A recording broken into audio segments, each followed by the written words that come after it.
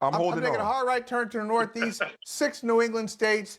In one of them, Julian Edelman recently announced his retirement, and I'm shocked. Doc Johnson tells us off the air he got to come at us. He's coming for us on our Julian Edelman take. So come for us. Go ahead. Look, I'm going to say this clearly. I have always thought that Bill Belichick was like the Thompson of football. Thompson's like, I'm going to put some brothers in Georgetown. It's very clear that Bill Belichick always loved white receivers. And I ain't never doubted that was intentional. And I know y'all worked in Boston. I know that's intentional on his behalf. Still. And he finally found a good one, and it was Julian Edelman. Yeah, he did. I mean, finally found a good one. Welker, Amendola. I mean, Amendola wasn't always his, but Welker, Amendola, Edelman. There's a tradition, unlike any other in the slot in New England. I think Welker was okay. I actually don't think Wes Welker was that great. I think he's more of a system guy. But I really do think Julian Edelman was an excellent receiver. He had great hands. Mm-hmm. He ran great routes. And to me, if you want to be a Hall of Famer, right? It's sometimes it's stats, but it's also a combination of games and instances and rings and whether it mattered. A lot of those Super Bowls couldn't have been won without Julian Edelman. And if I can say this team couldn't have accomplished this thing without you, then I think that puts you in the conversation. Now, for example, and by comparison, like, I don't think that he should be a first ballot Hall of Famer. I think maybe it takes some time, right? I know that you got guys out there, the Pierre Garçons of the world, who are like, I've got similar stats, Santonio Brown, blah, blah, blah, I got similar stats. But this guy has 3 rings. This guy was a go-to for one of the most still successful quarterbacks in the history of the league. I actually legitimately, now, do I think that he should have shared the MVP with Butler? No, I think that was nonsense. I think that's just like when they made McNair. No, he got it on his own. He got it. Well, he got it on his own. He got the Rams Super Bowl on his own, yeah. Right. But yeah, I'm sorry. I think when you have the second most catches in the playoffs, when you have probably one of the most critical catches in the history of the NFL against the Falcons, I actually think Julian Edelman should actually be a Hall of Famer. And again, there's some people I push back against. I think Eli, it should take forever and a day.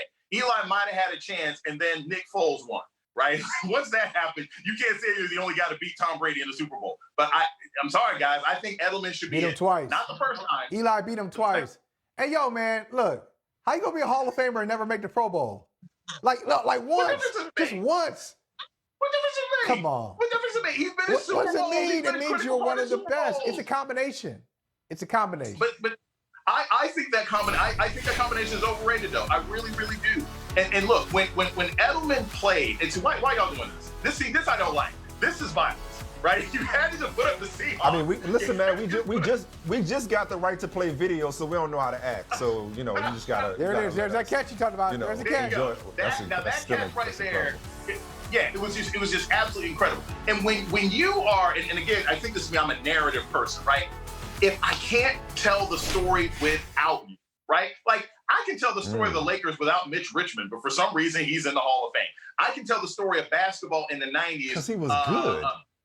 Yeah. Don't be slandering Mitch Richmond. I'm a run TMC guy. You can tell the story of the Patriots without Julian Edelman. I promise you, you can tell the story of the Patriots without Julian Edelman. You can. You can't tell the story of the Patriots without Julian Edelman. I bet you can.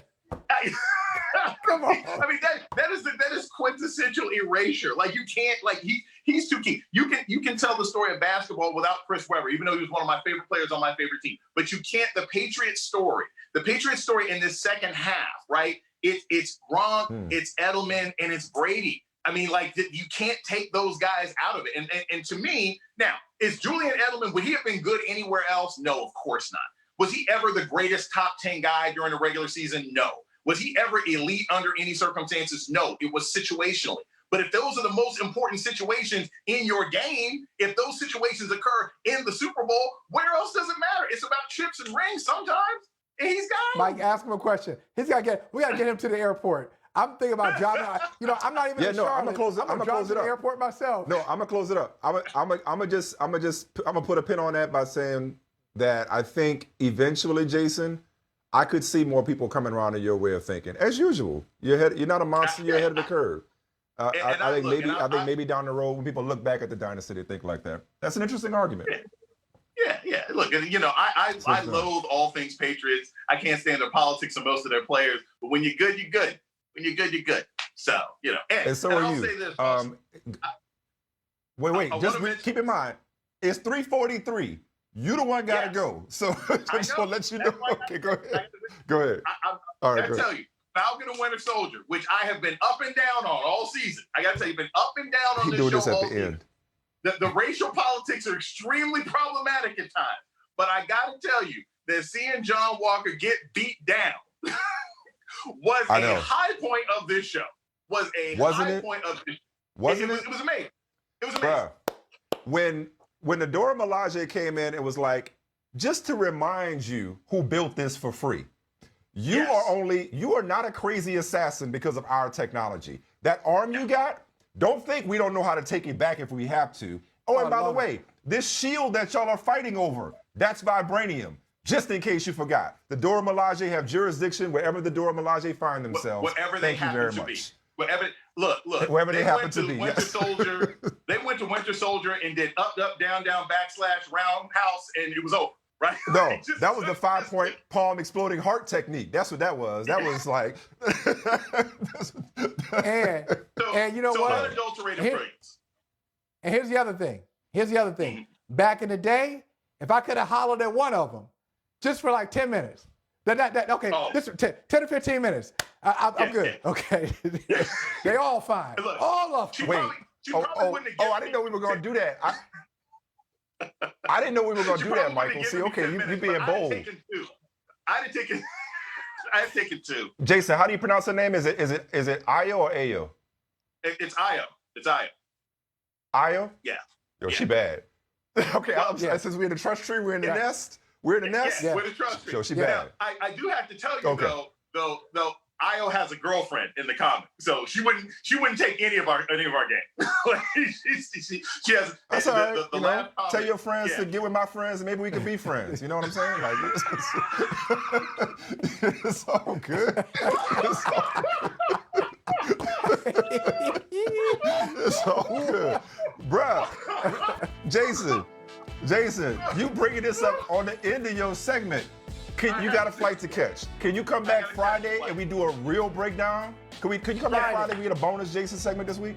We can do Friday. Have your people call my people. We'll set it up Friday. I'll be back in LA. We'll do a wrap up of the last two shows. Because all right, we're gonna do it. Because you said the problematic politics. I'm like, whoa, we gotta unpack this a little bit more. I was thinking about that too. We appreciate you. We love you.